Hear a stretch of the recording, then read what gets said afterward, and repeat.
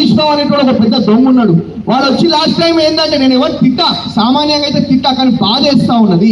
ఎప్పుడు ప్రజలను మోసం చేయాలా, ఎప్పుడు ప్రజలను ఆగం పట్టేయాలనే ఒక ఉద్దేశంతో వాళ్ళు పనిచేస్తూ ఉన్నారు.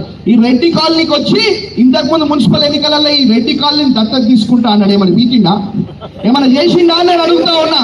ఇవాళ ఈ సీసీ రోడ్డు నేను వేయించిన, ఈ ఏ అభివృద్ధి జరిగినా ఈ కాలనీలో చేపించింది నేనే తప్ప ఎవరు చేపియలేదు అని చెప్పి తెలియజేసుకుంటా ఉన్నా. ఇక ఎన్నికలు రాగానే రెచ్చగొట్టే మాటలు మాట్లాడతారు, రెచ్చగొట్టి ఇక నాతో తిప్పించుకుంటారు. అయిపోయి ఇట్లా రెచ్చగొడితే నేను ఊపుకునేటోటి కాదు కదా.